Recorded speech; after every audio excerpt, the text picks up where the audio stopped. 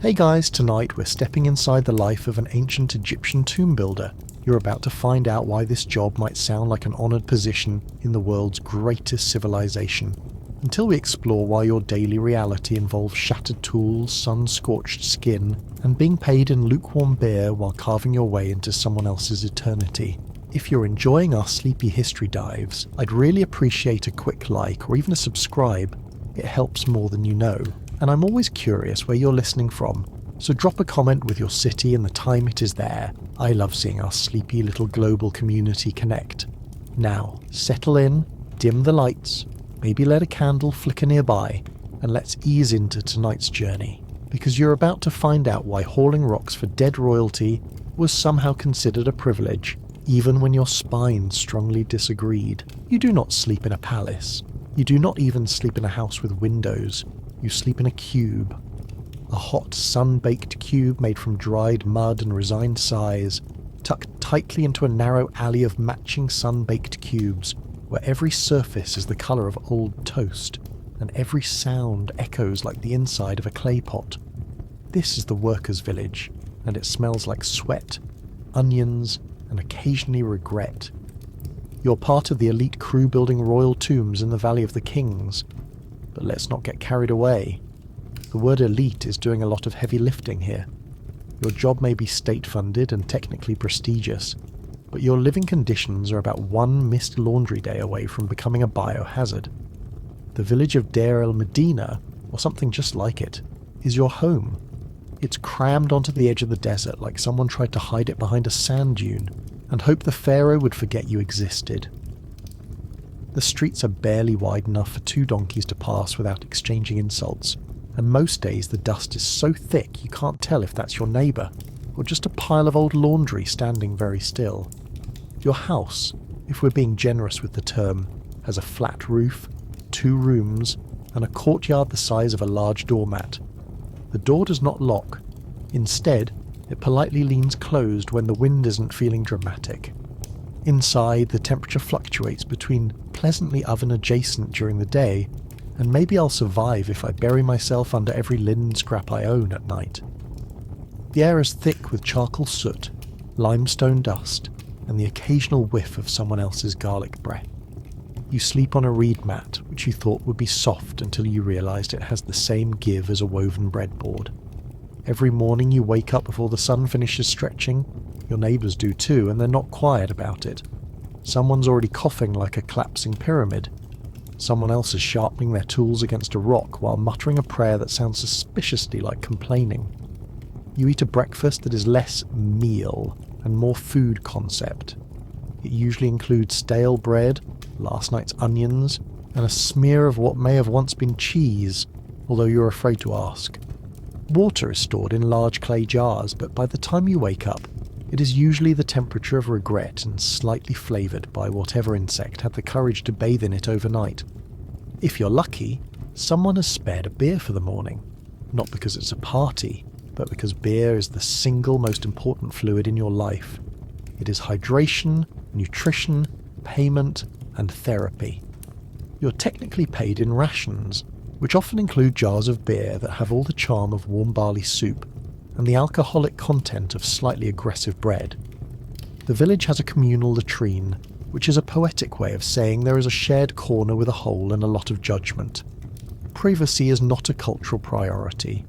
If you try to take your time, someone will knock politely, then less politely, and finally just go next to you while pretending not to make eye contact. You learn quickly that modesty is for scribes and royalty. Tomb builders do not have the luxury. Despite all of this, there is order. The village is overseen by appointed scribes who track who works, who slacks, and who mysteriously has 2 extra onions this week. Records are kept on ostraca, which are basically stone-sticky notes. Even your absences are recorded, whether due to illness, family emergencies, or being emotionally unprepared to look at limestone for one more day. The ancient Egyptians may not have invented Excel, but they were dangerously close. There are rules in this village, and there are consequences. If you steal, your punishment might involve public shaming, ration cuts, or worse, being assigned to sweep up after donkeys for a week. If you fight, you'd better be prepared to explain yourself to the foreman while your co-workers pretend not to enjoy the drama. Gossip travels faster than the Nile in flood season, and everyone suddenly becomes a part-time judge when someone's clay bowl goes missing. After work, assuming you have not collapsed into a decorative pile of limbs, you return to your mud brick box and try to relax. The night air is cooler, but the walls hold heat like a vengeful spirit. Families cluster around small oil lamps, which produce just enough light to make everything look slightly haunted. Some people play music on simple instruments like lyres or flutes. Others carve or mend clothing.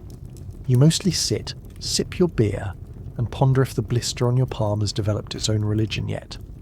There is no silence. Dogs bark in the distance. A baby screams as if the apocalypse is localized and teething related. Someone's practicing chants for the next festival and hitting notes that cause nearby frogs to consider emigration. But eventually the village quiets. You lie down, feeling the dust settle on your eyelashes, and listen to the soft shuffle of feet on clay rooftops. The stars above are the only luxury here. Crisp, infinite, and entirely uninterested in your back pain. Somehow, you sleep. Not because it's comfortable, but because your body has given up on complaining and simply powers down like an overworked pottery wheel. Tomorrow, you will wake up, eat crunchy bread, and return to the tomb that will outlive you. You will chisel history, one stroke at a time, while your house quietly bakes in the background like a forgotten offering. But that's the thing. This village, for all its discomfort, is also one of the oldest examples of organised labour housing in human history. It is evidence that even 3,000 years ago, people were managing payrolls, unionising with side eyes, and pretending everything was fine while their roof leaked sand directly into their soup. You are part of that legacy now. Tired, sunburned, and slightly fermented. And just when you think it couldn't get any more ridiculous, you remember that tomorrow is latrine cleaning day. You wake up sore, crusty-eyed, and vaguely aware that your spine has decided to quit the project. There is no motivational speech, no workplace wellness seminar, just you, the same crooked reed mat, and a growing sense of dread as your calluses ache in anticipation. Because today, like every day, you're going to spend the next several hours going toe-to-toe with bedrock using tools that would make a Neolithic handyman cry. Your first stop is the tool shed, which is really just a shaded nook with shelves made of cracked mud plaster and optimism. Hanging from pegs and balanced precariously in piles are your companions for the day. A copper chisel that's already seen too much. A mallet carved from acacia wood that's split in two places but still technically functional. A length of twine you're supposed to use for measuring things, even though it stretches and tangles like a drunken snake. And the most valuable item of all, a stone pounder, which in layman's terms is a rock specifically chosen to hit other rocks until everyone agrees on a shape. This is your toolkit. You're not permitted to complain about it because your overseer insists that these methods have worked for generations and will continue to work unless the sun falls out of the sky. The copper tools are technically advanced for their time, smelted in open furnaces with a combination of ore, charcoal and wishful thinking. But they dull faster than you can say divine punishment, especially when faced with quartzite or granite, which are the architectural equivalents of punching a cliff. There are no replacement tools just lying around.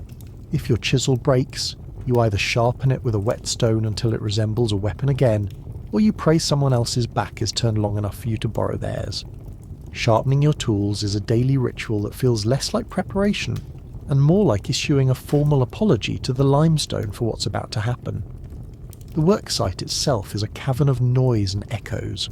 The moment you arrive, you're met with the sharp percussion of metal on stone, like a choir of angry crickets.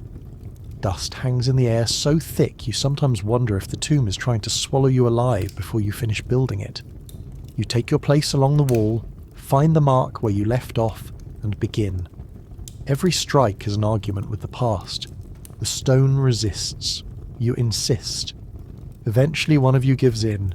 You do not work alone. Tomb building is a team effort, a chaotic ballet of labourers, masons, painters, and the occasional architect pretending to be helpful. Your job may be carving, but there are others hauling bricks, smoothing surfaces, or squinting at blueprints drawn by scribes who have never once held a hammer. Coordination is crucial. So is not standing in the wrong place at the wrong time, lest you catch a flying splinter of limestone to the forehead. The organisation of labour in ancient Egypt was more structured than you might expect. Workers were often divided into two gangs, typically called the left side and the right side. Not for ideological reasons, but for practicality. These gangs took shifts or handled different portions of the tomb to keep the work moving. There were foremen, scribes, and inspectors tasked with monitoring progress, recording delays, and probably judging your hammering posture. The planning of these tombs was a science, albeit one scribbled with reeds and charcoal on chunks of limestone. Surveying was done using simple but clever tools like plumb bobs, A-frames, and levelling cords. Angles were measured with things that looked suspiciously like children's toys, but were actually the backbone of architectural alignment. A miscalculation meant you might end up carving a hallway that leads directly into a pile of sand, or worse, into a structurally embarrassing dead end. While you chip away at your assigned section, you develop a rhythm. Tap, rotate, chisel. Tap, rotate, curse internally. The copper bends, the stone fights back.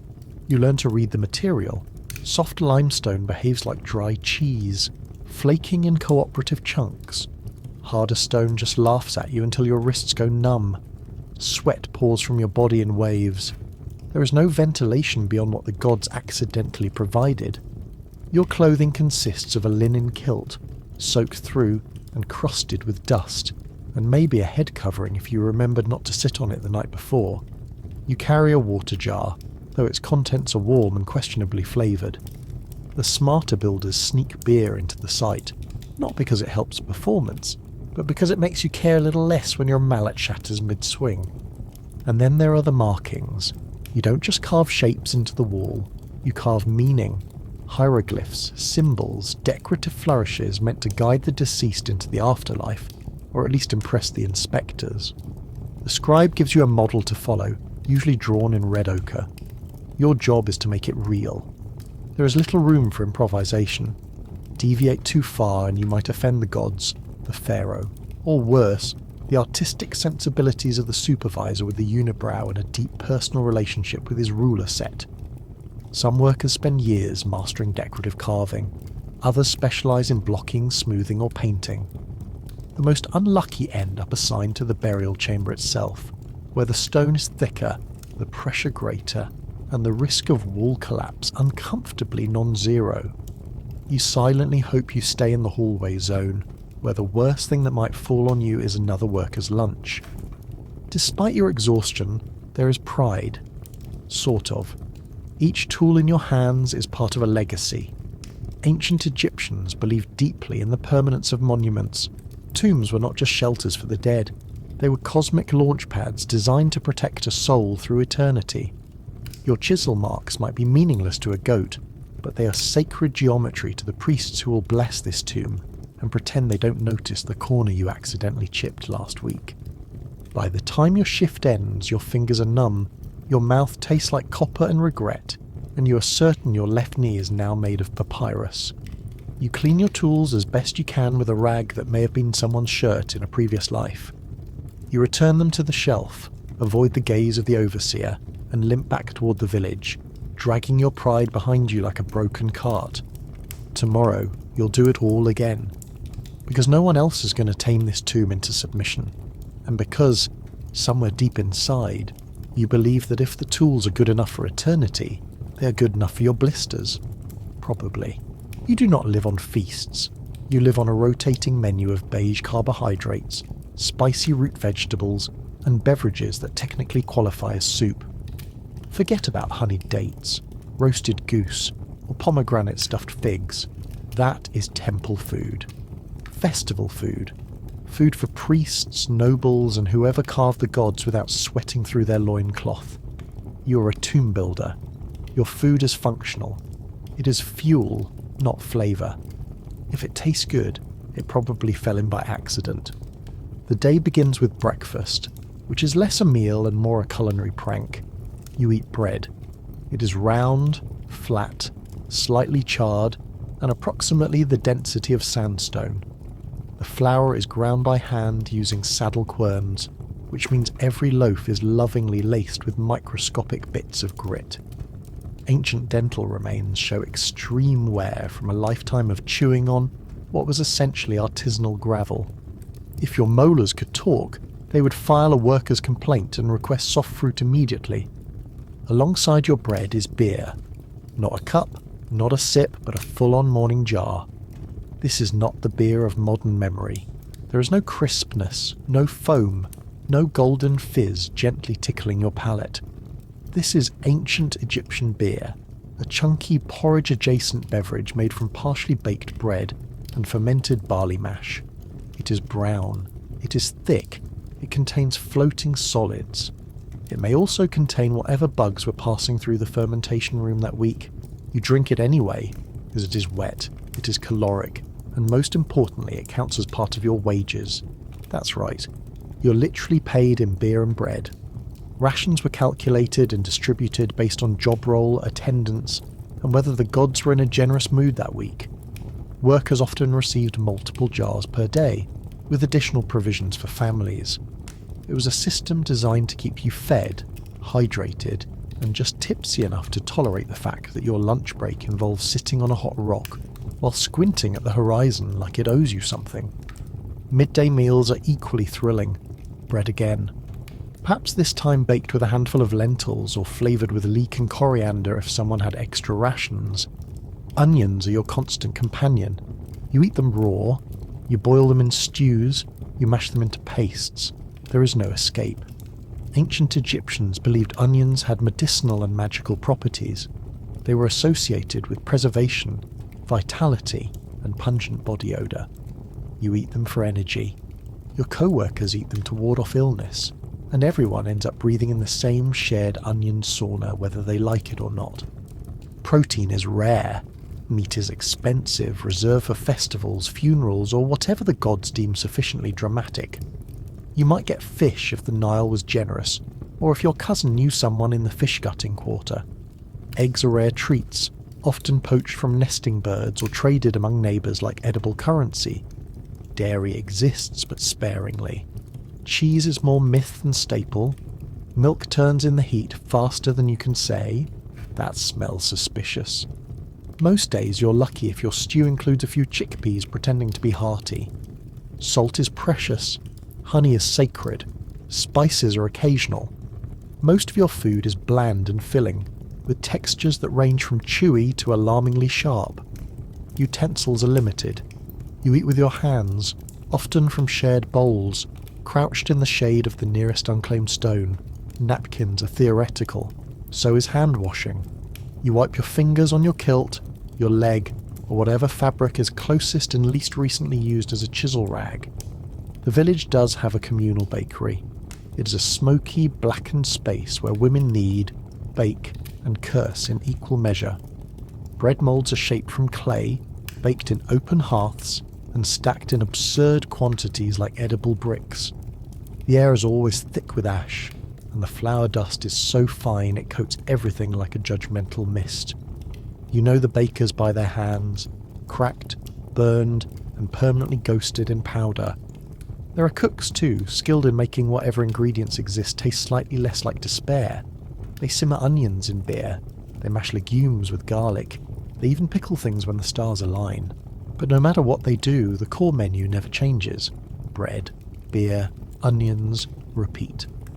With enough variety to remind you this isn't punishment, it's nourishment. Barely. Water, for the record, is not your drink of choice.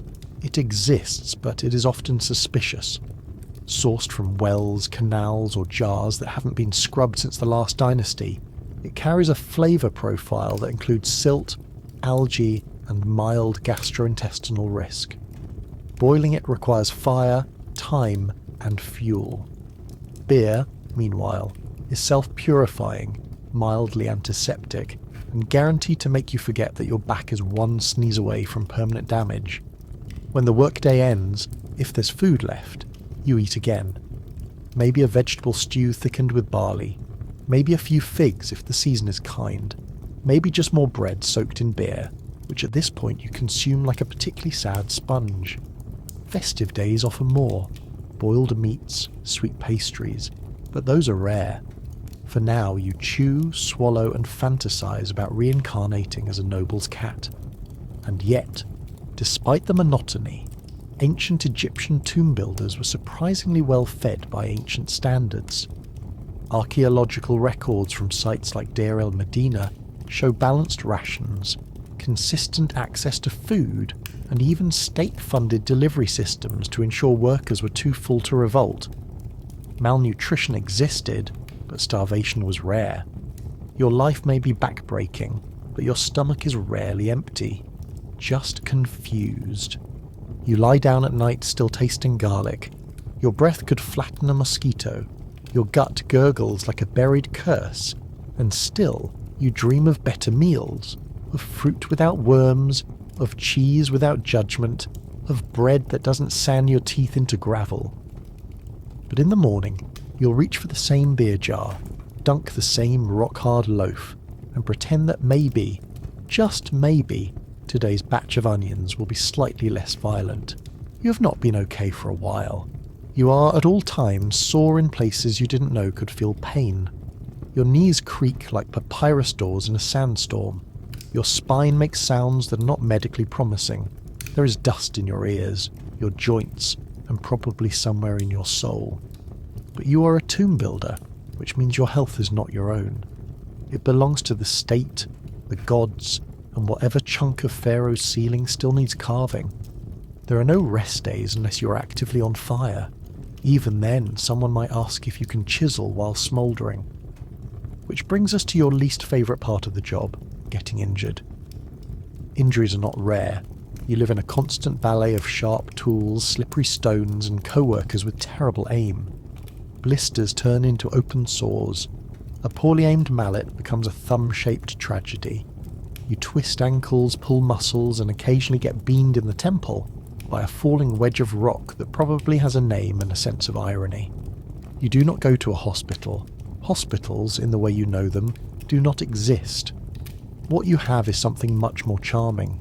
You have a medical papyrus, a handful of overworked priests with ointments, and a firm belief that the human body can be coaxed into submission using enough honey and magical words. Ancient Egyptian medicine was surprisingly advanced for its time. It combined practical treatments with spiritual rituals, meaning your diagnosis came with both a poultice and a prayer. Doctors, often called SSUNW, were trained professionals, but their training involved reading scrolls that casually suggested crocodile dung as a therapeutic agent.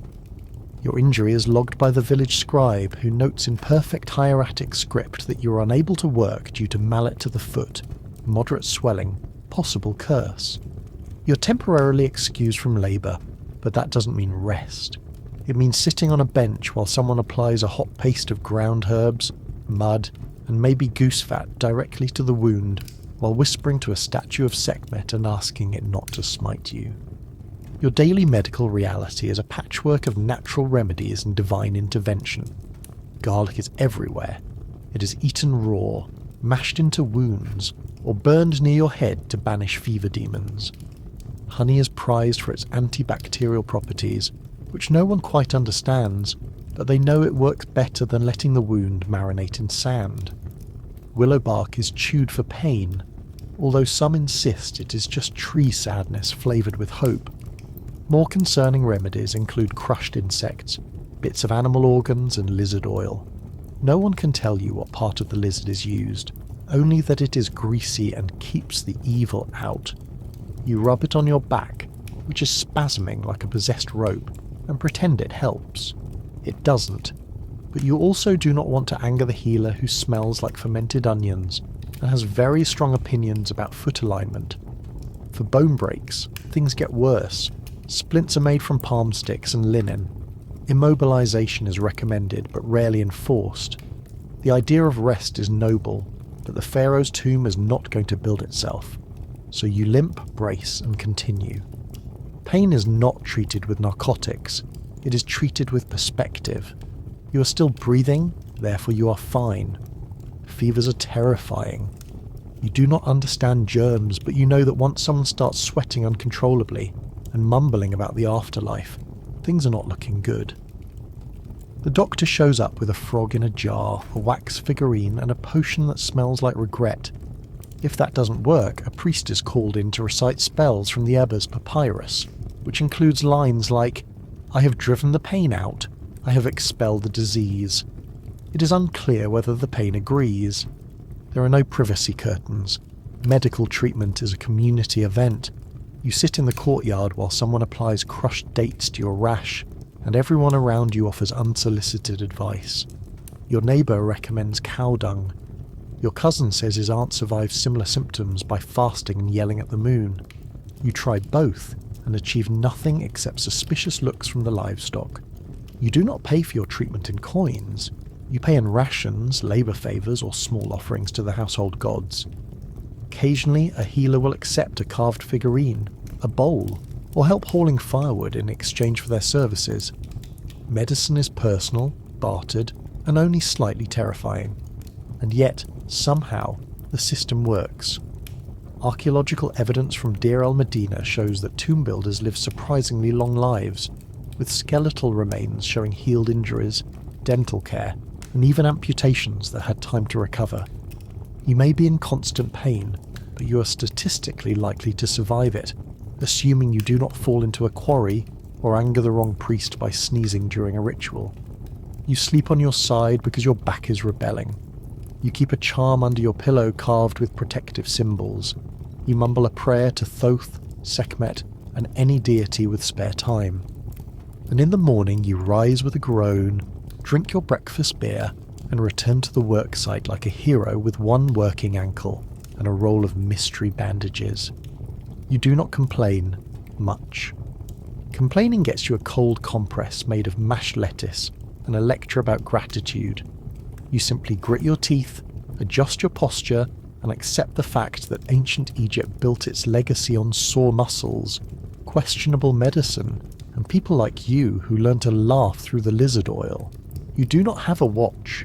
You do not have a calendar on your wall with a kitten dangling from a palm branch and the word perseverance scrawled underneath. You know what time it is based on two things: the angle of the sun in the sky and the exact moment your knees start screaming in rhythmic unison with your stomach. This is how tomb builders tell time, not by minutes or seconds, but by shadows, aches, and whether the beer has gone warm enough to qualify as soup. Time is not something you control, it controls you. Your day begins when the village erupts and groans, clanging pottery, and the unmistakable sound of someone tripping over a goat. You rise with the first hint of light, not because you want to, but because you will be publicly scolded if the foreman arrives before you've started pretending to be awake. Oversleeping is not a cultural practice here. It is a threat to the pharaoh's schedule, and that makes it blasphemy with consequences. There is no official alarm system. The sun is the authority. Ancient Egyptians were master timekeepers in their own right, and their entire society revolved around celestial rhythms. You are part of a machine driven by solar alignment and divine expectations. If the sun is up, you are working. If the sun is down, you are preparing to do it again.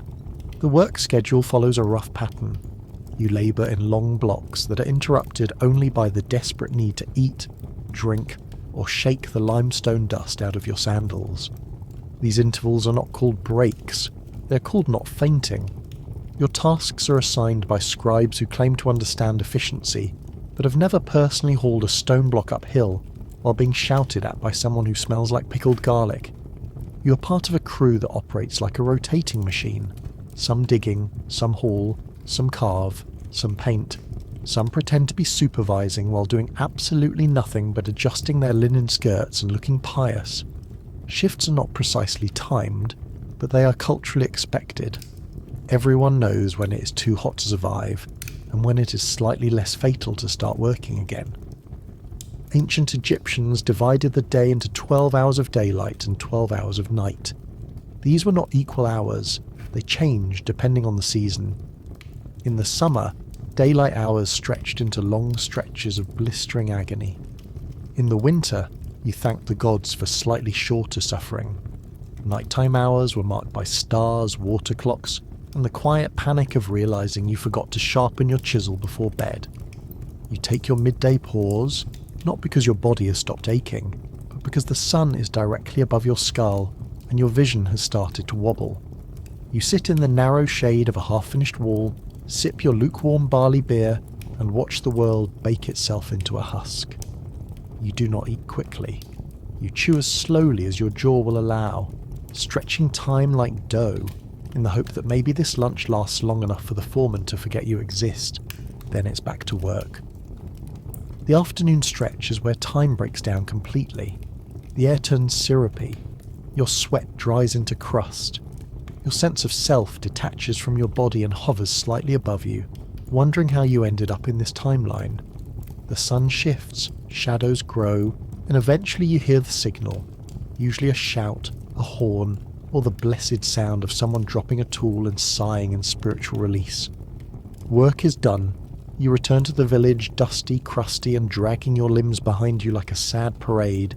You have no weekends. There is no concept of Friday off or personal days.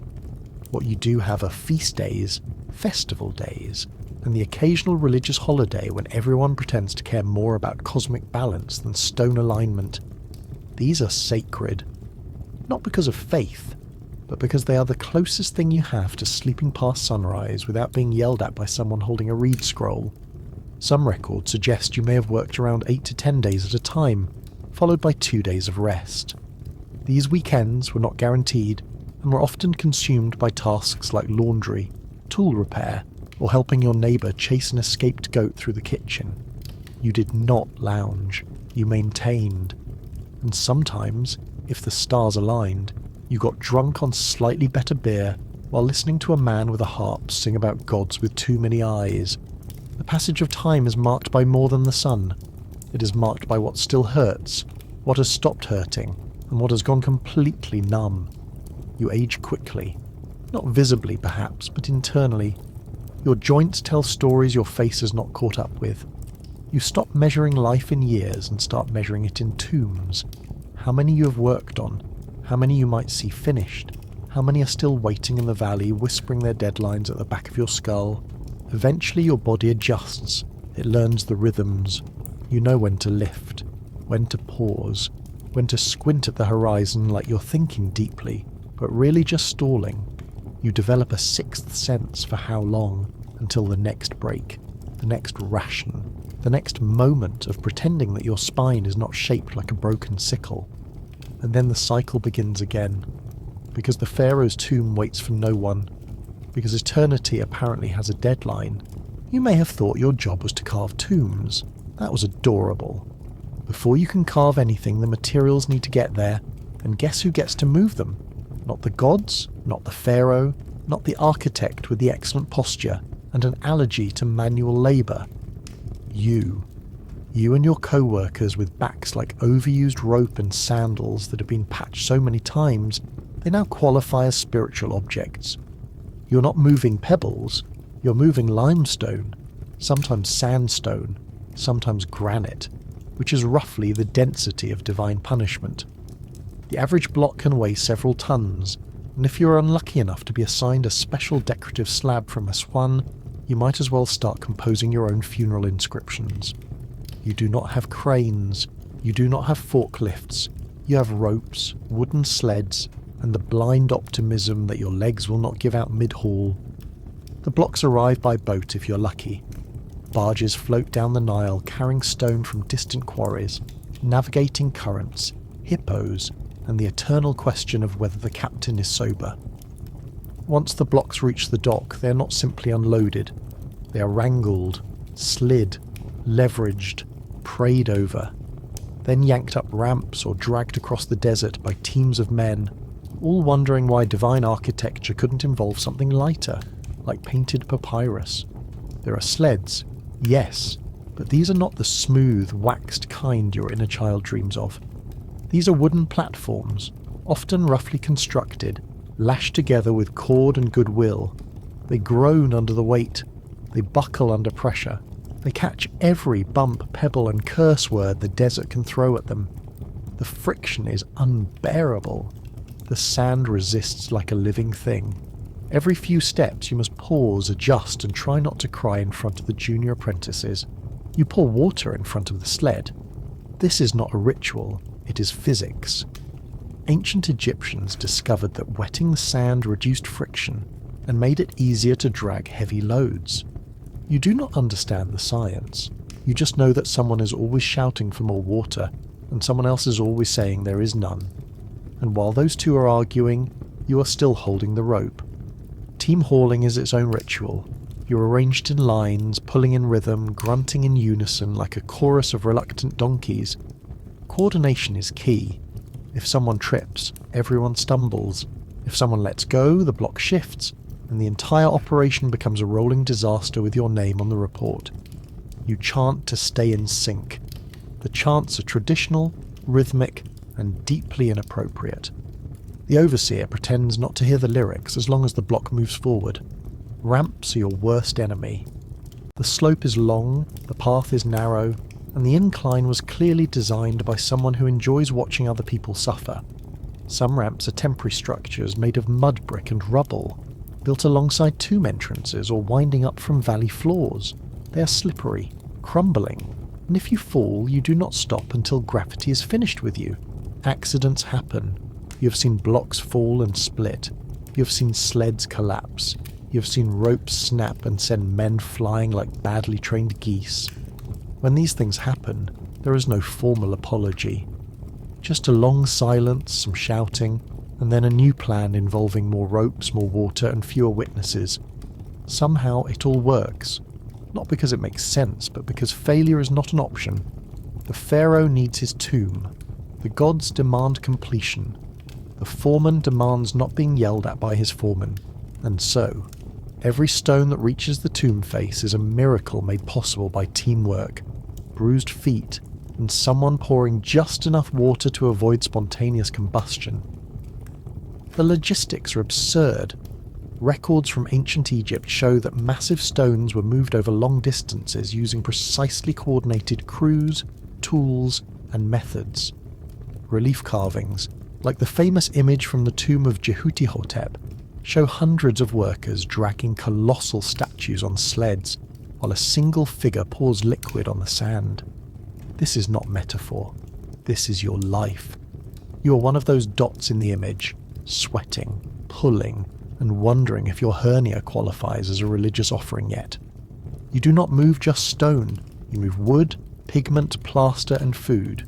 You carry tools, water jars, oil lamps, and the occasional co-worker who twisted something important. There are no carts. Wheels exist, but they are not used for construction. The terrain is rocky, uneven, and wheel-friendly in the same way that cobras are pillow-friendly. When the day ends, you lie down and feel every ligament sigh with relief. Your muscles twitch in protest. Your hands are permanently shaped like you're still holding a rope. You dream of sleds sliding uphill by themselves. You dream of a future with pulleys. You dream of being the guy with the water jar instead of the rope. But in the morning you pick it up again. Because this is your role. You're the transport system. You're the reason the tomb has a ceiling. You're the engine of eternity.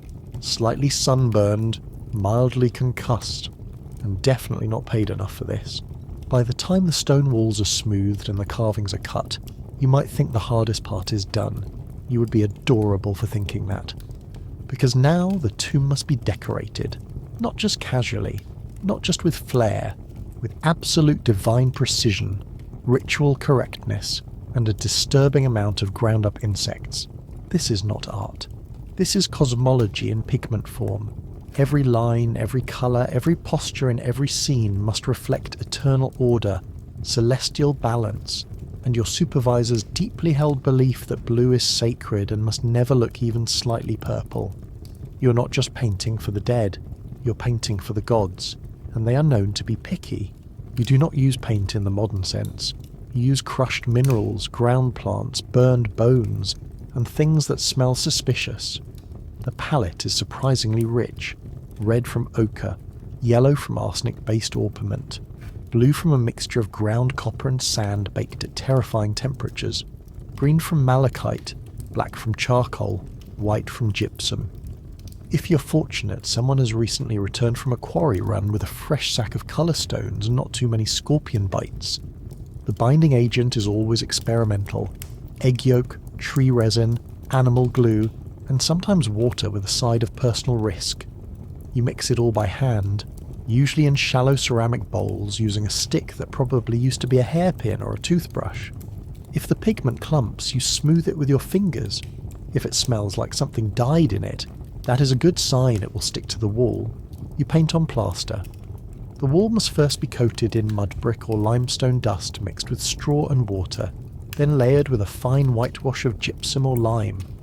This base is smoothed with stones, re-wet with a rag, and then marked with red grid lines using string dipped in pigment. These lines guide every figure, every eye of Horus, every awkwardly long arm holding a ceremonial spoon. You do not sketch. The scribe sketches. He draws the layout in red, then the artist corrects it in black. Then you, the humble pigment applier, are allowed to begin. The process is slow, careful, and made more exciting by the fact that the plaster is still drying. Work too slowly, and your colours flake. Work too quickly, and you smear Ra's sacred falcon face into what now looks like a startled chicken. You crouch for hours. There are no ladders. There are no stools.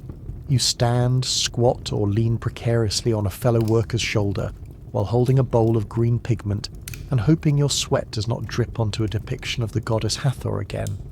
She does not appreciate being smudged. Mistakes are unacceptable. You cannot simply wipe off a painted scene and try again.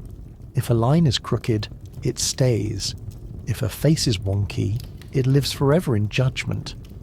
Tomb decorations were meant to function as a literal guide for the soul in the afterlife. If you accidentally depict a foot facing the wrong direction, you may have condemned a noble spirit to walk in reverse for eternity. And yet, this process is beautiful. You paint hunting scenes, feasts, offerings, processions, and divine judgments. You paint the Book of the Dead in shorthand, in detail, in full mythological absurdity. You paint crocodiles that eat souls. You paint hearts weighed on scales. You paint priests wearing leopard skins and holding incense like they have just remembered their allergies. Some of the figures you paint represent the tomb owner. Some represent gods. Some represent servants of the afterlife, who are painted performing eternal chores on behalf of the deceased. These Shabti figures are, in effect, magical interns. They do the farming, cleaning, and beer brewing that the tomb's occupant would rather not do post-mortem. You give them flattering faces. You do not give them hats. You don't know why. That is just how it is. You're told not to personalize your work, but sometimes you do.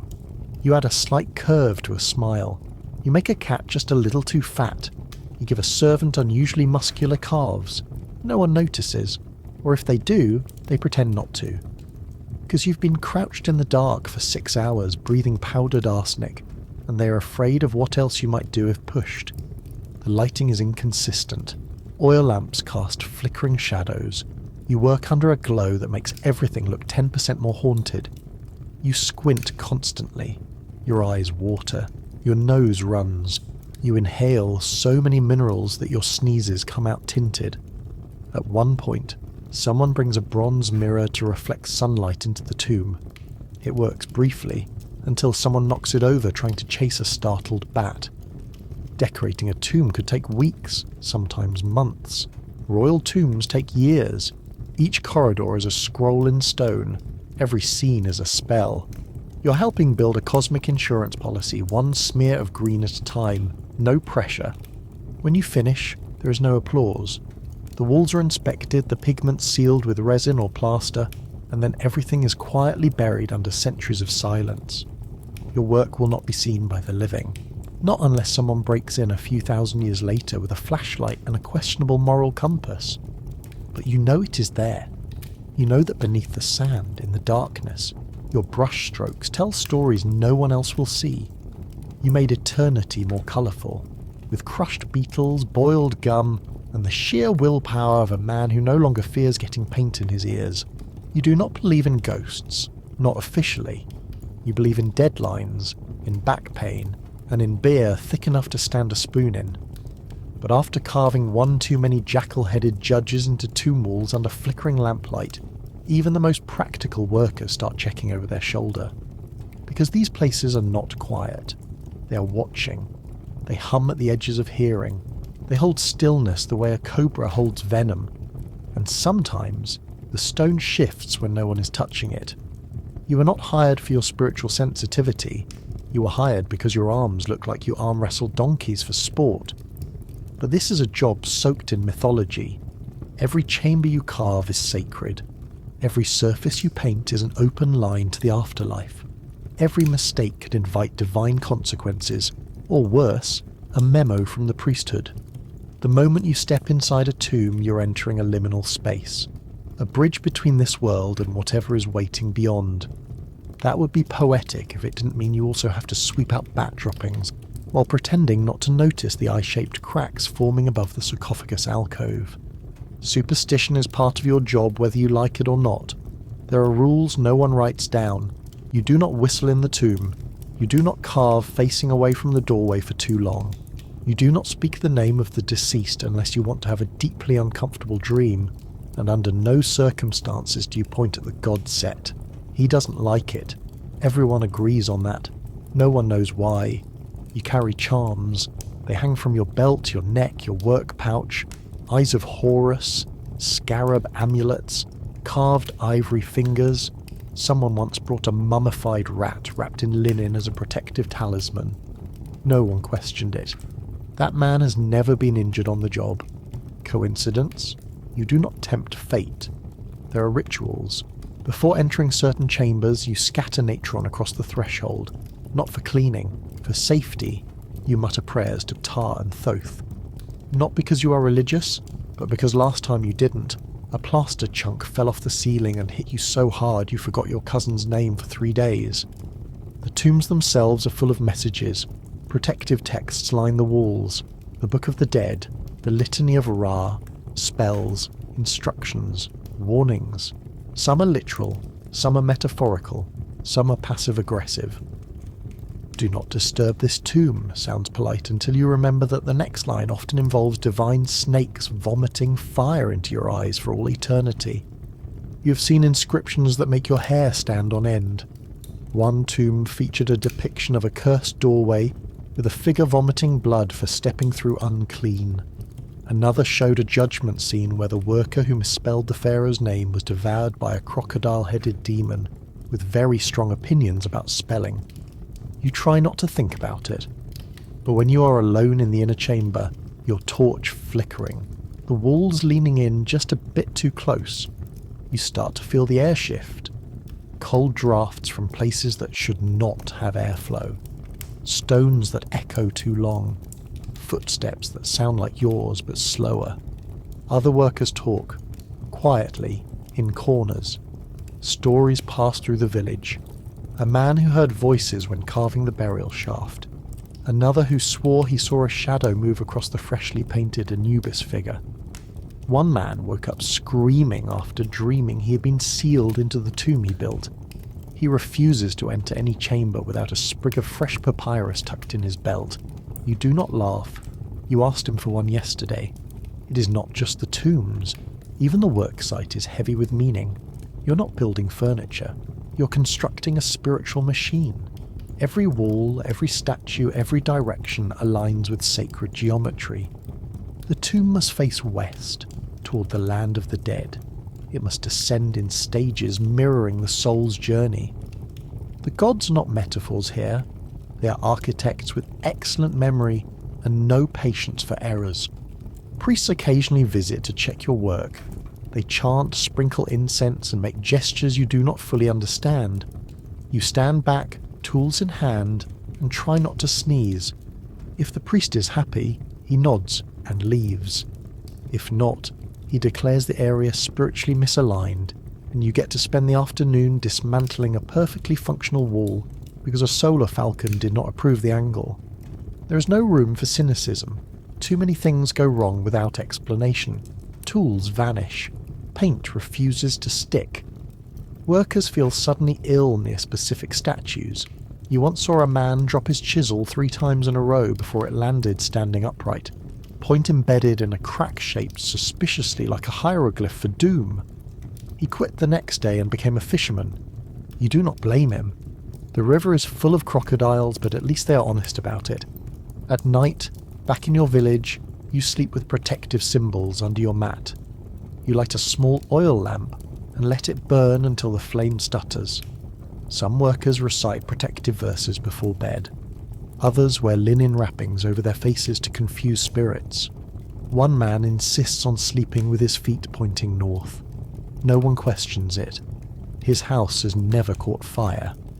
You understand now why the ancient Egyptians buried their dead with so many objects. It is not about comfort. It is about control, about stacking the odds, about arriving in the afterlife with enough supplies to bribe, distract, or appease whatever is waiting on the other side of the river. So you build the tomb, yes, but you also build layers of meaning, protection, and hope. You carve the names, draw the gates, seal the spells into the walls. You do it knowing that long after your bones are dust, someone might walk these halls and feel the same twinge of unease you feel now. And maybe, just maybe, they will whisper a prayer for the nameless builder who made it all possible. The one who worked in the dark, who mixed pigment with fear and plaster with reverence, who lit a lamp and hoped the eyes in the walls did not blink back. You have been carving for hours. Your back is clenched, your mouth is dry, and your right leg has fallen asleep so hard it may require its own burial rites. But you push through. You chisel. You sweat. You sip your warm barley beer and pretend it is water. And then, without warning, your stomach makes the sound of a small animal falling down a well. You freeze, because you know what comes next, and you know exactly where you are. You're inside a tomb. You're 3 chambers deep. You're surrounded by co-workers, spirits, and a growing sense of urgency. There are many things ancient Egyptian tombs were designed to do. They guide the dead to the afterlife. They honour gods. They preserve legacy. What they do not do is accommodate digestive emergencies. You're standing in a structure specifically built to be sealed forever, and you're about to violate it with very mortal intentions. There are no toilets in the tomb, no chamber pots, no secluded corner with a polite curtain and a basket of sand. Ancient Egyptian sanitation was rudimentary at best, and usually took place far from sacred spaces. Most workers use simple outdoor latrines near the village, holes in the ground surrounded by rough privacy walls and the lingering scent of last week's stew. These were communal, they were basic, and they were far, far from here. You do not have time to jog back up the hill through the quarry trail across the burning sand past the goat pen and into the queue for the one latrine with shade. You need a plan, preferably one that does not end with you being cursed by an angry priest for desecrating the Hall of Offerings. So you do what every experienced tomb builder learns eventually. You find a niche, not a metaphorical niche, a literal architectural one. Some tombs have recesses in the stone for future statues, funerary goods, or inscriptions. Others are simply structural quirks. You duck into one, face the wall, and pray no one follows. If you're lucky, someone has already stashed a jar of emergency sand. If not, you get creative with linen scraps, broken pottery, and a deeply buried sense of shame. This is not uncommon. Bodily functions do not respect divine architecture. Workers have been dealing with this since the Old Kingdom. Archaeological evidence from Deir el-Medina and other sites shows that waste was often managed on the fly.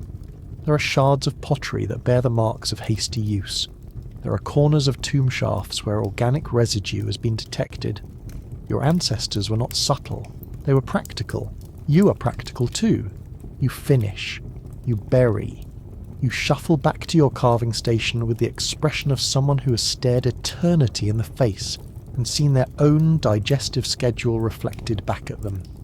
You're not alone in this. The entire crew operates on a system of mutual denial. No one talks about it. No one points out the faint smell of onions and regret wafting from the shaft entrance. If someone disappears for 5 minutes and returns looking 10 pounds lighter, you nod respectfully and offer a sip of beer. It is the code. There were attempts at sanitation. Some work sites had portable latrines, usually simple wooden boxes or ceramic seats placed over dug pits. These were rare and usually reserved for overseers or visiting scribes who refused to squat like common mortals. You have never used one, you have only seen one, and it had a snake curled inside it, which you took as a divine message to never sit anywhere without shaking it first. You dream of plumbing, of cool water, of privacy. But you wake up to sand, sun, and the sound of a neighbour explaining loudly why fermented onions are the perfect breakfast. You eat your rations anyway. You chew slowly. You plan accordingly. You learn to read the signs. A gurgle, a twinge, a single bead of sweat that rolls down your spine and whispers, "It is time." Bathroom habits shape your day. You choose where to stand based on exit routes. You chisel in shifts, not just for efficiency, but for internal harmony. You know who eats too much lentil paste. You know who chews their food like an ox and can go an entire day without moving more than their hammer arm. At night, the village is quieter. The communal latrines groan under the weight of an entire day's labour. You take your turn. You bring your own cloth. You squat over a pit that has seen too much. You try not to breathe too deeply. There are no doors. There is only hope. Sometimes someone lights incense nearby. It helps. A little. You do not talk about this with your children. You tell them stories of carving gods, of hauling stone, of painting eternity. You do not mention the jar of sand you kept behind the second pillar for 3 weeks, because the tunnel entrance was under renovation, and no one else thought to bring one. Some details are sacred, but this too is part of tomb building. The unspoken, unglamorous, absolutely necessary rituals of the living while building houses for the dead. You're not just a labourer. You're a survivalist, an expert in time management, bodily control, and quiet panic. And when the tomb is finished, when the walls are sealed, the floor polished, and the gods installed in their niches, no one will know what happened in that small alcove near the rear shaft. Except you, and maybe the flies. You wake up before dawn with the usual assortment of aches, blisters, and resentment. You scarf down your morning loaf of bread, chew through the onion like it's your final act of defiance, and make your way toward the tomb site with your tools and your soul already half evaporated. You're not even halfway up the slope when you hear it. The unmistakable sound of sandals slapping aggressively against stone, and a voice shouting the words that strike fear into every worker's heart. Where is your assigned section? Your assigned section. Not your block, not your corner, not your wall. Your assigned section. Because you, skilled labourer, spiritual mason, and chisel-wielding hero of the pharaonic legacy, do not actually have control over where or how you work. That responsibility falls squarely into the ink-stained hands of the man now squinting at you from behind a polished reed scroll. This is your overseer. He's not technically royalty. He's not a priest. He's not a warrior.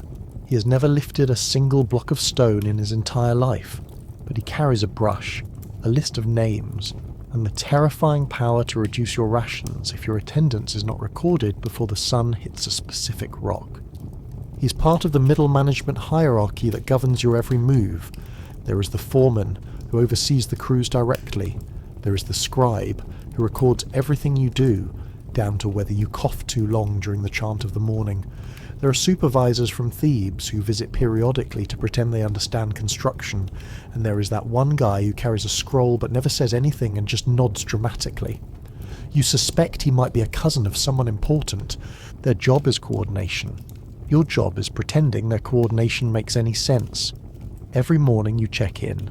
A scribe marks your name on an ostracon, sometimes in ink, sometimes carved with a stylus that looks like it could double as a weapon.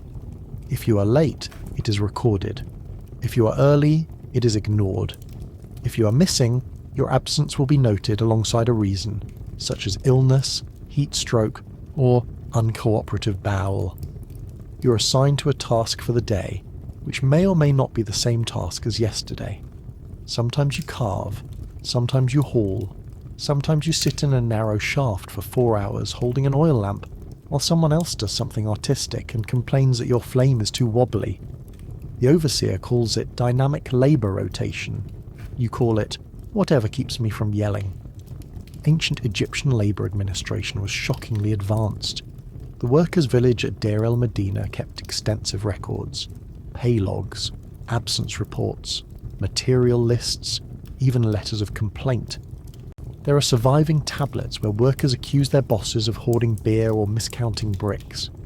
There are memos about theft, laziness, and someone breaking a water jar and blaming it on a jackal. You are part of this legacy. Your foreman is a man with one good eye and 3 bad moods. He walks with a stick that is more decorative than necessary and uses it to point at things dramatically. He believes in punctuality, obedience, and his own personal theory that all mistakes originate from the left side crew. You're sometimes on the left side crew. He does not build, he observes. He walks up and down the site, nodding, frowning, occasionally barking instructions with such enthusiasm that he forgets what he was yelling about halfway through. If you ask for clarification, he waves his hand like a priest shooing a fly and tells you to ask the scribe. The scribe, of course, is already 10 paces away, writing something ominous on a clay tablet and muttering about pigment shortages.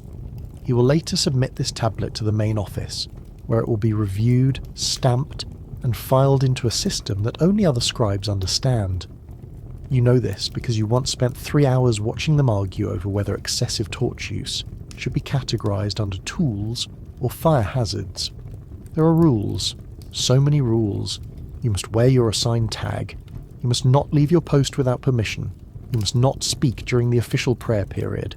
You must not use your chisel to scratch your back even though it is the perfect shape and you are clearly suffering. Violations are punished with docked rations, extra shifts, or being reassigned to the plaster mixing pit, which smells like fermented onions and despair. And yet, somehow, this entire managerial mess functions. Materials arrive on time, tombs are completed, the right glyphs appear in the right places. The workforce, against all odds, stays intact. There is even a system of appeals. If you feel you have been wrongly punished, you can petition the village council, a group of elder workers and scribes who gather to hear grievances and assign blame. It is democracy in the form of very long meetings. Sometimes you dream of becoming a scribe, sitting in the shade, dipping your brush in ink, writing powerful little marks that determine someone's lunch portion. But then you remember that scribes are also expected to record religious text by hand, argue with priests about grammar, and memorize 742 ways to draw an eye. You decide your blistered hands are not that bad. You do not love your overseers, but you respect them. Some of them. A little. You understand that someone has to make decisions. Someone has to balance the work schedules. Someone has to explain to the temple that the reason you are 4 days behind is because of a goat-related incident involving the pigment storeroom. So you chisel. You follow orders. You pretend not to hear when the scribe says your name wrong. You nod when the foreman tells you to make the wall more majestic. You breathe deeply when a supervisor tells you the tomb needs more spiritual alignment, and then leaves to take a nap under the supply tent. Because this is your life, a pyramid of labour, balanced precariously on scrolls, stamps, and one man's obsession with properly aligned inventory jars. You are strong. You're sun-hardened. You have hauled blocks, carved gods, and survived several extremely suspicious beer rations. But none of that matters when you're being actively gnawed on by something with 6 legs, no remorse, and possibly wings. Your body is not just a tool, it is also a snack cart. From the moment you wake up, something is crawling on you. Probably several things. You scratch your ankle and a flea jumps off like it forgot to tip. You roll over in your reed mat and a beetle scurries away with the air of someone who knows they live here now. The dust itself feels alive. You no longer know what is real and what is simply your skin reacting to its own memories of irritation. Lice are a fact of life, not the metaphorical kind, the literal kind. Head lice, body lice, the occasional bonus armpit infestation. You can shave your head, and many do, but they always find a way. The gods could build pyramids, but apparently never figured out how to banish insects. You wash, of course, sort of. You rinse in jars of water that have been sitting in the sun all morning and smell like someone tried to ferment frogs. Soap is a luxury. You use natron when you can get it, a salt-based compound that scrubs your skin and soul at the same time. But even after scrubbing until your skin squeaks, you're still itchy. The bugs are not impressed by your hygiene routine. Then there are flies, not a few flies, armies of them. Swarms that seem personally offended by your existence. They hover near your mouth while you talk. They land on your food while you chew. They treat your ears like summer homes. You wave them away only to have them return more confident and somehow angrier. Ancient Egyptians depicted flies in their art, not just as nuisances, but as symbols of persistence and valour. Golden fly-shaped pendants were given to soldiers who showed exceptional bravery. This makes sense. If you have survived a week of tomb building while covered in fly bites and still showed up to work, you deserve a medal too. You also battle mosquitoes. They breed in the irrigation ditches and water jars in any damp shadow the Nile forgot to evaporate. They arrive silently, inject you with diseases that historians still argue about, and leave you slapping yourself in the face in the middle of a sacred painting session. You have ruined at least one depiction of a harvest festival by reacting too late to a mosquito on your neck. But the real terror lives in your bedding. The bed bugs. Ancient, cunning, flat-bodied monstrosities that hide in the woven creases of your mat and emerge only when you are most vulnerable. You wake up with itchy lines on your legs and a growing suspicion that the insects have unionized. You try remedies. You sprinkle crushed herbs near your mat. You rub your skin with oils that supposedly repel pests, but mostly just make you smell like a salad. You once tried sleeping standing up. You fell into a jar of dried lentils and were mocked for a week. The bugs remained. Ticks are another matter. They cling to your clothes, your skin, and occasionally your co-workers. You perform tick checks like it is a daily religious rite. You burn them off when possible. Sometimes they bring friends. You stop asking questions. You accept that you are a portable ecosystem now. Scorpions are rare but memorable. They do not crawl. They announce themselves. You lift a stone and find one waiting, tail raised, pincers twitching like it has been practicing this moment for weeks. You scream. Your friend screams. The scorpion does not scream. It just waits. Eventually someone throws a rock at it and misses. You both run away and agree to pretend it never happened. The tomb itself is no sanctuary. The darkness is perfect for spiders. Some are the helpful kind that eat flies. Others are not. You do not investigate. You chisel quickly and avoid making eye contact with anything that has more than 4 legs. You once saw a centipede crawl across a freshly painted depiction of the afterlife. It stopped directly on top of a boat sailing through the Duat, then vanished into a crack in the wall. The scribe whispered a prayer and then quietly left the room. He did not come back for 3 days. There are also mice. They live in the grain stores. They chew through sacks of barley and leave behind tiny gifts that no one appreciates. Cats are kept for this reason, and the village has several semi-domesticated rat hunters who strut like royalty and refuse to take orders. You once tried to befriend one with a bit of fish. It bit you. The scribe said this was fair. Parasites, of course, are the final insult. You do not see them. You only feel the symptoms, the gut cramps, the exhaustion, the slow realization that your intestines are hosting something with a lot of opinions. You drink from jars that may or may not have been filtered. You eat onions and hope for the best. There are remedies. Priests prescribe mixtures of crushed lotus, honey, garlic, and things you'd rather not identify. One recipe involves crocodile fat and is supposed to be applied liberally to the affected area. You tried it once. You smelled like victory and wet lizard for a week.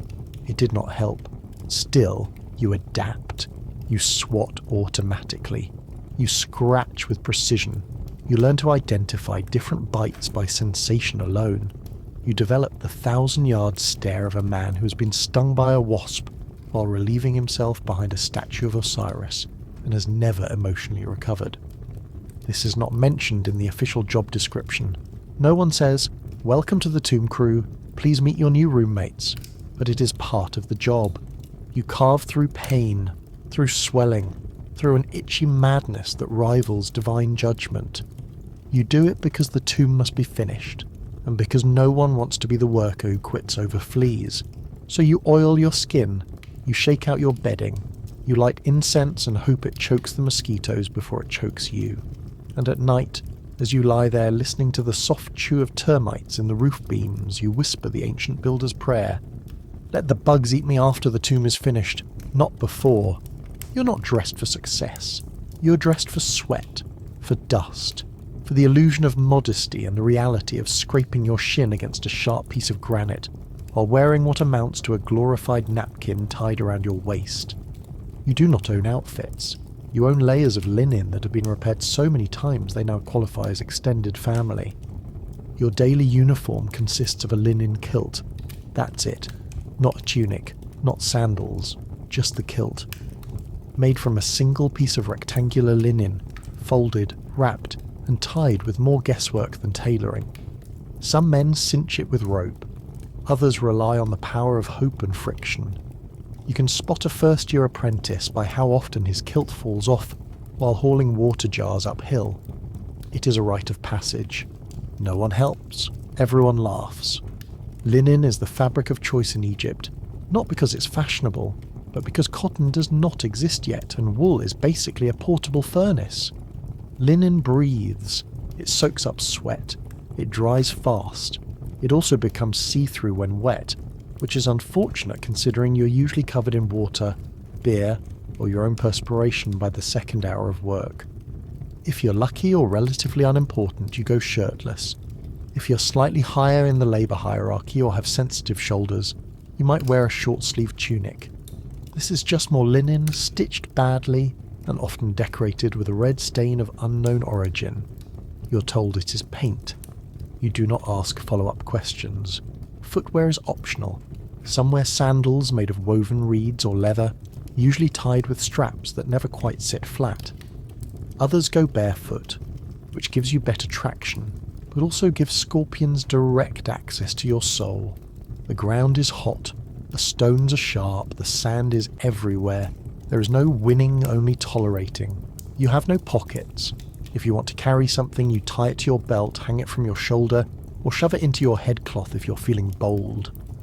Many workers wear a strip of cloth around their head to catch sweat and keep their hair out of their face. Others shave their heads entirely and rely on a thick coat of sunburn to manage temperature regulation. You're filthy, always. The limestone dust clings to your skin, your clothes, your eyebrows. You've accepted that your feet will never be clean again. You wipe your face with your forearm and leave a streak so dramatic it could be mistaken for war paint. By the end of the day, your linen is stiff with sweat and dried minerals. You peel it off like tree bark and hang it up to dry in a place where the goats cannot chew it. Bathing is theoretical. You rinse off using leftover water, or if you're lucky, you splash around in a basin someone refilled before the frogs claimed it. Soap is made from animal fat and natron, and you only use it when things are dire. Most days you scrub with sand and hope the wind handles the rest. When festivals roll around, you're expected to look respectable. This means a fresh kilt, a tunic if you can afford it, and possibly some scented oil dabbed on your wrists and neck. The oil masks your natural aroma, which has been described by others as sun-aged goat, or fermented stamina. You may also line your eyes with black coal to reduce glare, intimidate mosquitoes, and convince your relatives you have your life together. Your tools are your real accessories. You carry a chisel, a mallet, and a string with measuring knots. You tuck them into your belt or sling them over your shoulder in a makeshift cloth wrap. Some workers personalize their tools with marks or carvings. One man in your crew painted tiny eyes on his mallet and swears it brings good luck. It has also accidentally hit him in the face twice. Storage is a problem. You do not have a locker. Your belongings live in a corner of your shared mud brick home, wrapped in a basket that may or may not also contain a spider. You label your clothing with ink, scratches, or by tying it in a distinctive knot. If someone steals your tunic, you must chase them through the village yelling about thread counts, While holding your remaining linen over your chest like a scandalized noblewoman, you sometimes fantasize about armor. Real armor. Something with metal plates and a helmet and maybe a retractable fan. But armor is for soldiers, not builders. You work in the heat. You crawl through shafts. You squeeze between pillars. You sweat in places scholars have never documented. Armor would be a death sentence. Linen, for all its problems, at least breathes. Your fashion legacy is humble but effective.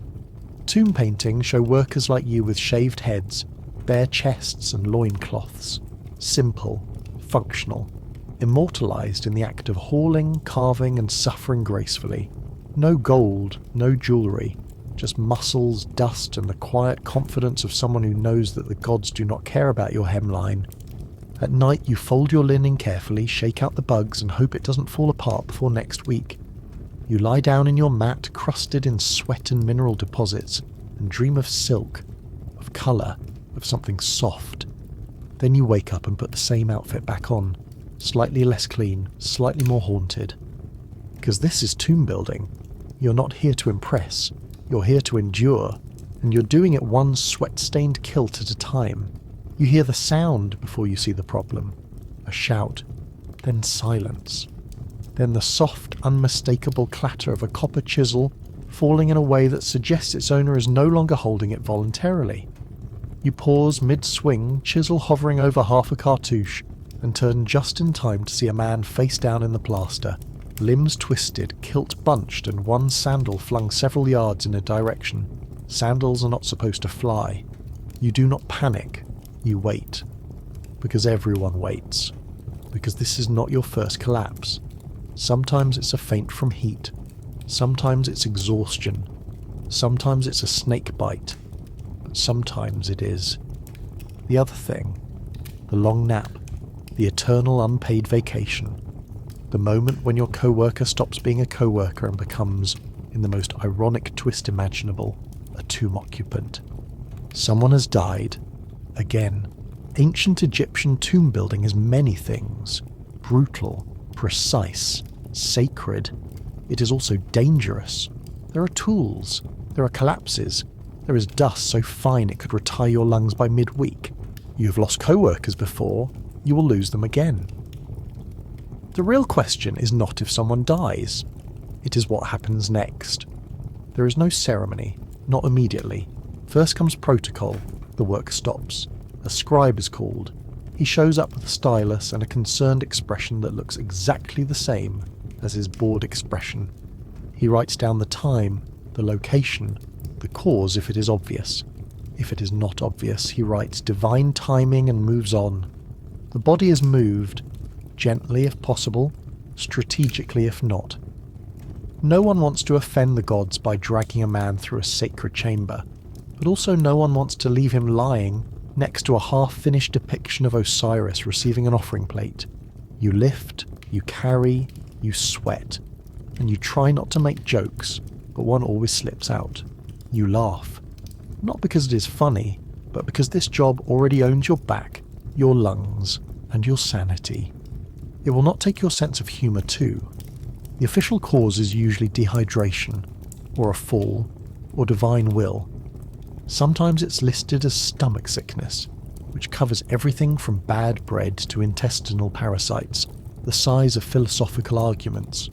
Rarely it's a work-related accident that requires extra paperwork, and no one likes paperwork. The body's taken back to the village, not to the embalmer, not yet. First it is taken to the worker's family. They prepare it. This is not a process for the squeamish. You have seen it. The washing, the wrapping, the quiet murmuring of protective spells while everyone pretends not to cry. Not everyone gets a full embalming. That is expensive, elaborate, reserved for the upper classes. Tomb builders get something simpler, faster, enough to keep the soul intact and the smell manageable. If the family can afford it, the body's taken to a local embalming tent, where the internal organs are scooped out with a hooked stick, the body stuffed with natron, and then wrapped in linen soaked in resin. If not, the body is washed, perfumed, wrapped, and buried as quickly as possible with a small offering, and the hope that the gods understand budget constraints.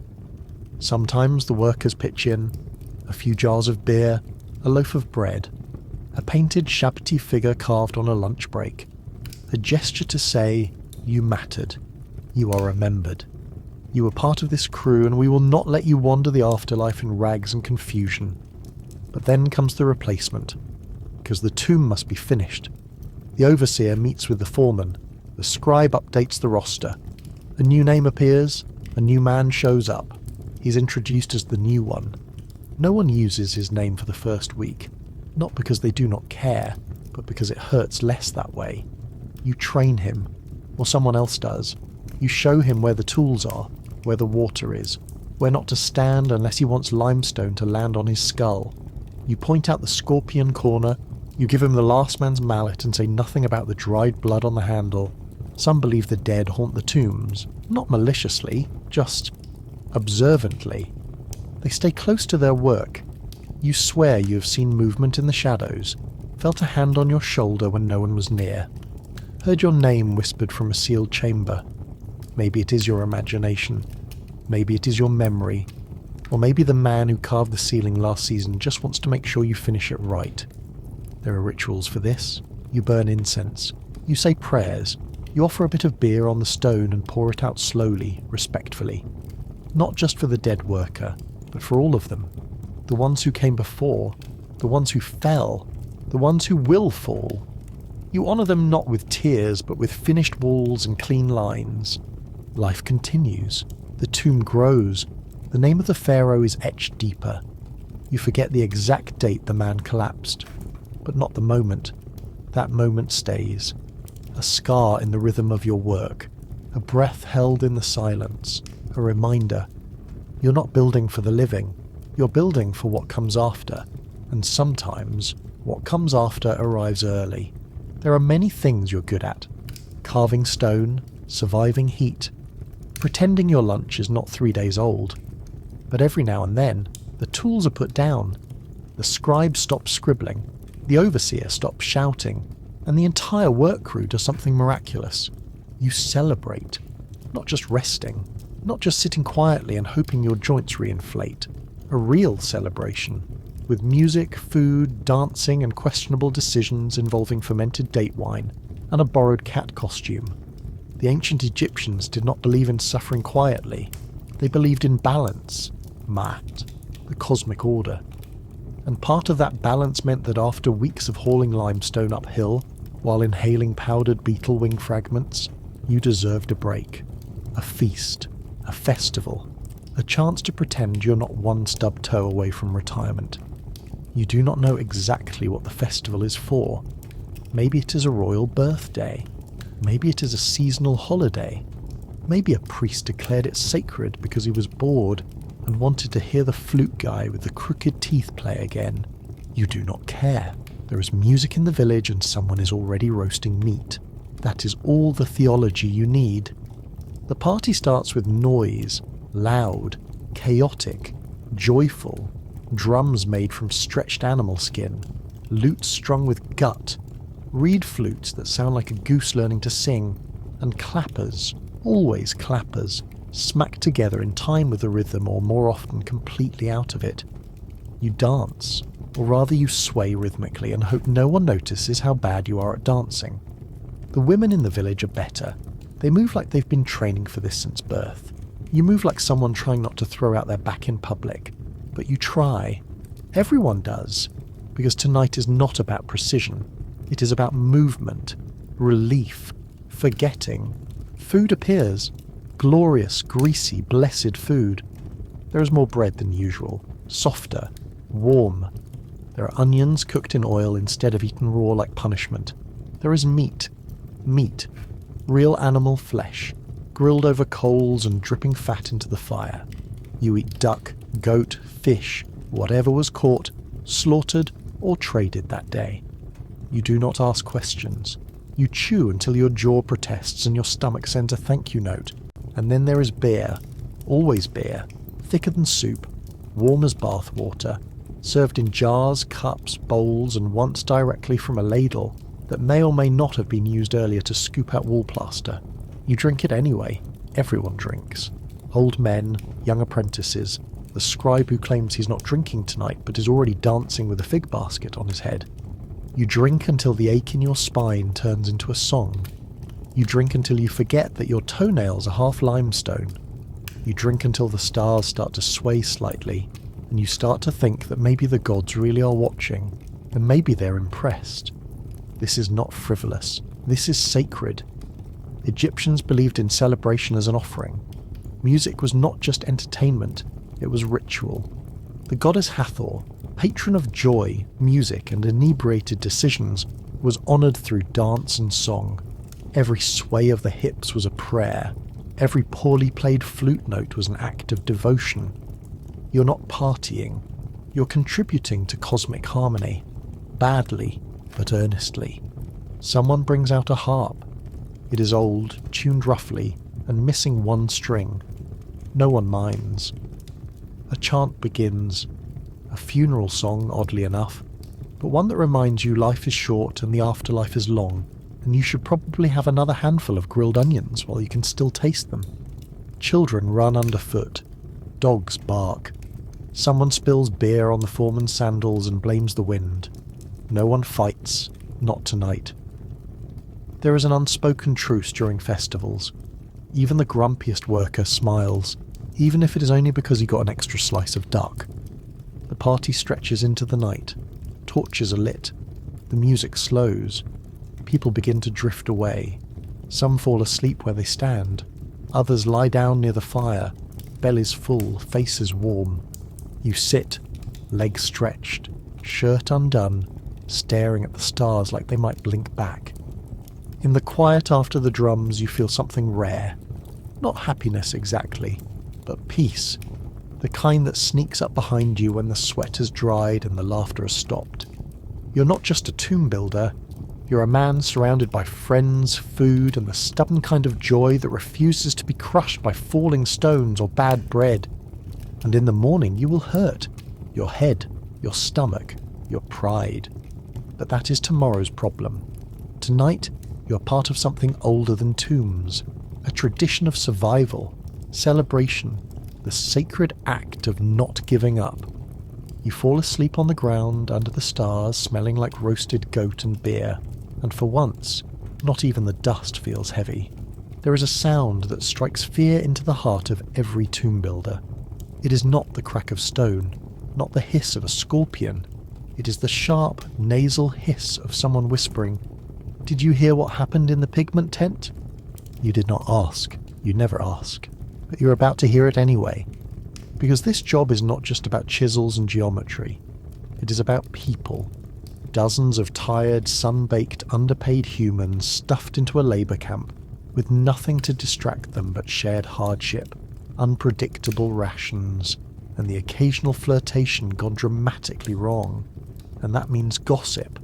Endless, delicious, reputation-ruining gossip. The ancient Egyptian work crews were not isolated monks. They were human. They laughed. They gossiped. They fought over whose goat was chewing whose laundry. Deir el-Medina, the workers' village tied to the royal tombs, left behind records that are basically the world's oldest workplace drama archive. Letters, complaints, legal notes, petty accusations, and one glorious document about a woman who stole her neighbour's door. The entire door. You work alongside these people every day. You sweat next to them. You share beer with them.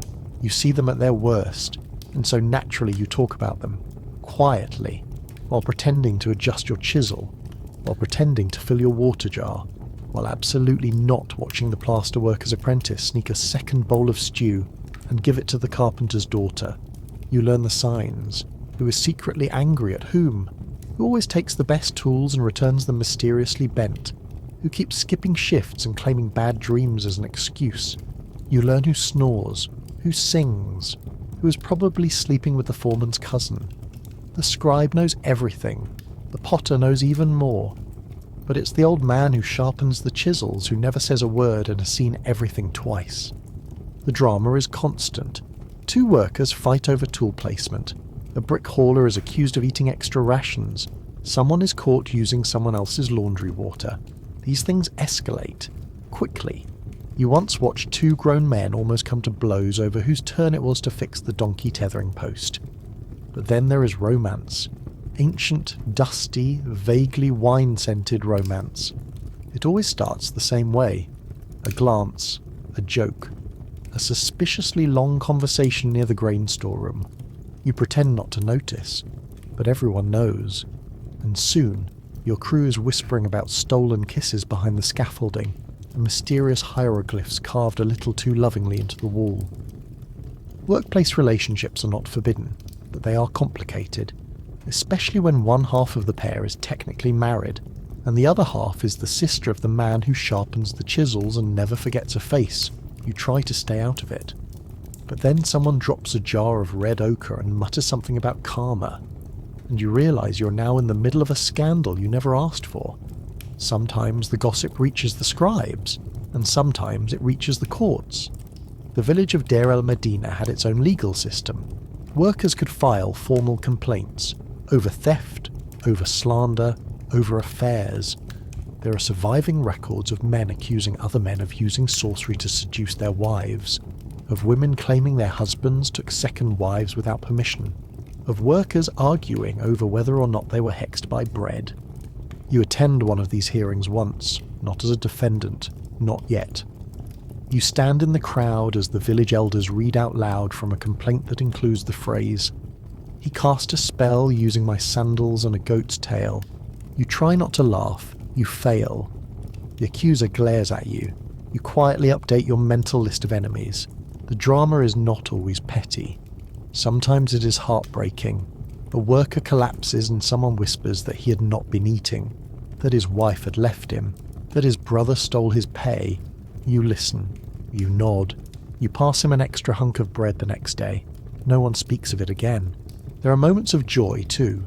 A marriage, a birth, a festival with slightly more meat than usual.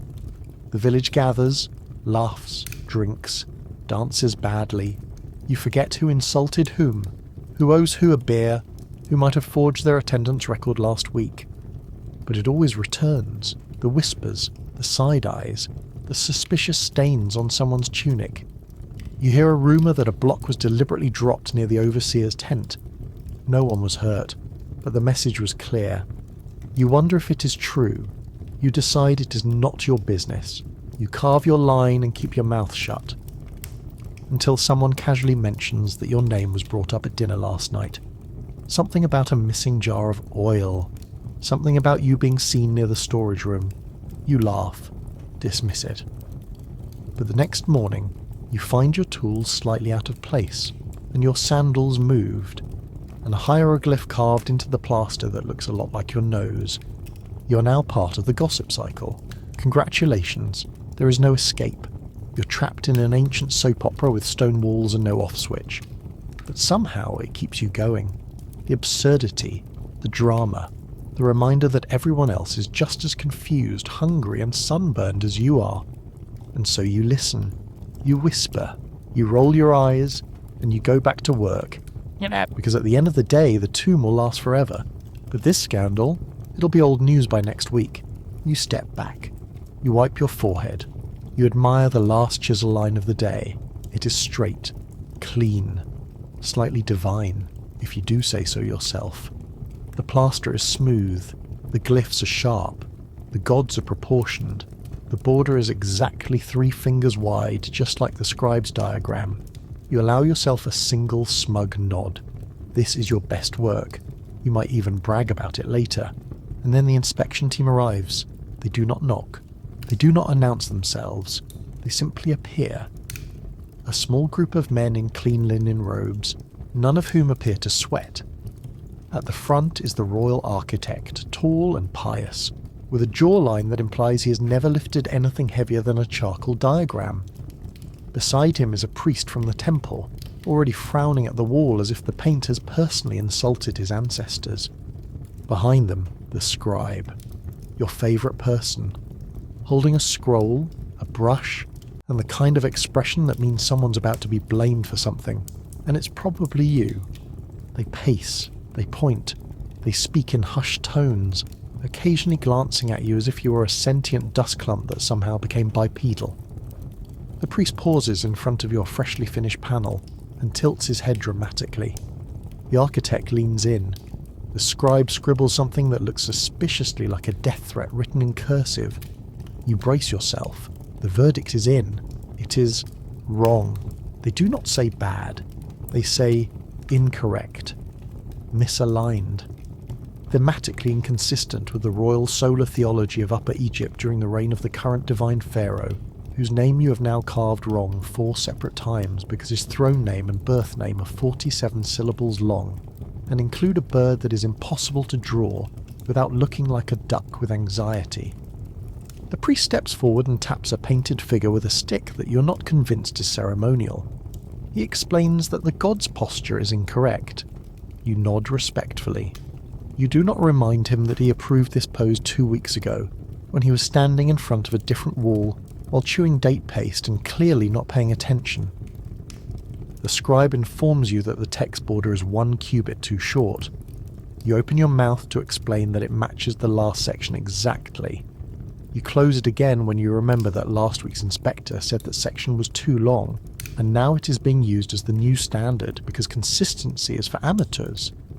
The architect shakes his head solemnly and gestures for his assistant to produce a new sketch. You watch as the assistant unfolds a pristine diagram that completely contradicts every measurement you were given 3 weeks ago. You stare at it. You stare at your wall. You contemplate faking a dramatic collapse. You realise that someone already did that last month and now no one believes it unless you bleed, so you chisel it out. Again, this is not rare. This is a weekly occurrence. Tomb construction in ancient Egypt was not a solo project. It was a collaboration, a multi-departmental, hierarchically tangled, spiritually micromanaged, bureaucratically sacred nightmare. You were never just carving stone. You were navigating the whims of architects, priests, scribes, overseers, and the occasional divine dream interpreted by someone's cousin who saw a falcon in his soup. The tomb had to be spiritually correct, symbolically accurate, theologically acceptable, and politically flattering. If the priest decided a god needed to face left today, then you made him face left, even if that meant the entire underworld procession now walked directly into a wall.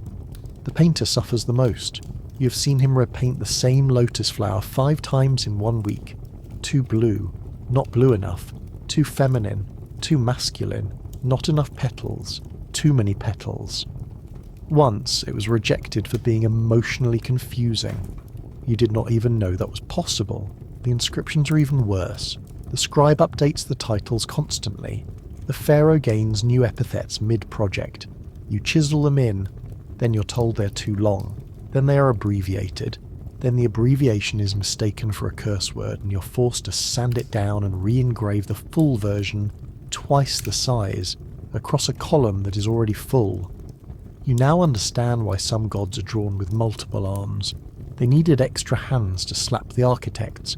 When changes are ordered, they are not gentle suggestions. They are declarations, non-negotiable, irrefutable, usually delivered with a mixture of moral superiority and mild incense poisoning. You comply, because the alternative is having your name scratched off the workers' register and replaced with someone younger, cheaper, and less emotionally attached to their carving of a falcon. You do not get paid for rework. You barely get paid at all. Your rations do not increase. Your schedule does not shift. The tomb still must be finished on time, even if time is now defined by the high priest's prophetic dream, in which the hallway was 1 cubit shorter and painted yellow. You grumble, you chisel, you repaint, you mutter under your breath about artistic integrity. The painter mumbles something about going into farming. The plasterer sits down and openly cries for 10 minutes, then stands up and starts mixing again like nothing happened. The entire crew sighs in unison. It is the closest thing you have to a union. Eventually the inspection team leaves. They nod, satisfied. The priest mutters a blessing. The architect promises that this time the plans are final. The scribe winks at you. You do not know what that means. You suspect it means more rework next week. You pick up your chisel, you begin again. Because this is what tomb building means. Not perfection, revision, eternal revision. And if you're lucky, no one asks you to carve the word incorruptible while standing on a ladder with a broken rung and a painter sobbing quietly behind you. Let's say something minor happens to you. Nothing tomb crushing, just an average workplace injury. Perhaps you tried to carry too many baskets of limestone, tripped on a goat, fell into a trench, and now your leg feels like it's inventing new shapes. Congratulations. You've just activated ancient Egyptian healthcare. Now, healthcare might be a generous term. It was more like ritualized guesswork seasoned with vegetable paste. In ancient Egypt, medical care was a bizarre blend of surprisingly advanced surgical knowledge and deeply spiritual nonsense involving crocodile gods and excessive garlic. First, you'd be inspected by a healer. Not a doctor in the modern sense, but someone who had memorized a few spells and owned a very sticky wooden spoon. He would consult a medical papyrus, probably the Edwin Smith papyrus or the Ebers papyrus, both of which were filled with remedies like rub the wound with mouldy bread and recite this prayer while standing in a river. Surprisingly, the mouldy bread might help. Penicillin, anyone? Of course, it wasn't all ancient antibiotics. If your ankle was swollen, the healer might determine you were cursed by a ghost. The treatment? Onion poultice. Not just on the wound, mind you. Sometimes in the ear, sometimes under the tongue. There was very little anatomical logic. One papyrus recommends fattening the patient with beer and bread as a cure for virtually everything. It's also possible this was just the tomb builders' union negotiating better lunch rations. In your case, the healer shuffles over, takes one look at your mangled leg, and immediately begins grinding dates, pig fat, and frankincense into a sticky mess. This will be applied directly to the injury, and covered in linen that has not been washed since the last lunar eclipse. You scream. He smiles. This is all perfectly normal. If your injury's bleeding, you'll be blessed with powdered dung. Yes, that kind of dung. There were entire recipes that involved crocodile dung, donkey dung, or even human dung, sometimes baked into a cake, dried in the sun, and ground into a fine powder that was somehow considered sterile. You may start to wonder if limping forever is such a bad idea. Meanwhile, nearby workers offer emotional support by loudly speculating whether this means they'll get your blanket, and if you'll be reborn as a dung beetle.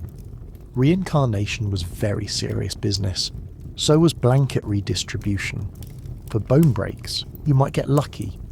The Egyptians knew how to splint a limb with reeds and wooden boards, and they even had basic traction techniques. The problem was infection, and the only thing standing between you and a gangrenous amputation was the humble onion. Onions were used in almost every healing ritual. They were burned, rubbed, eaten, and occasionally whispered to. If your healer didn't like how you were responding, he might conclude your body was under attack by invisible worms. He would then try to extract them with a mixture of honey, salt, and loud chanting. The worms were not real.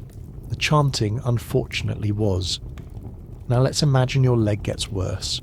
Swollen, purple, possibly developing a faint smell of defeat. The healer upgrades your treatment to a full-body ritual bath, which is less of a bath and more of a dunk in sacred river sludge. You're wrapped in linen, smeared in myrrh, and left to marinate like a ceremonial chicken, while people walk by whispering, "Ah, yes, the gods are testing him." Sometimes, if your case was truly concerning, the healer might consult the stars.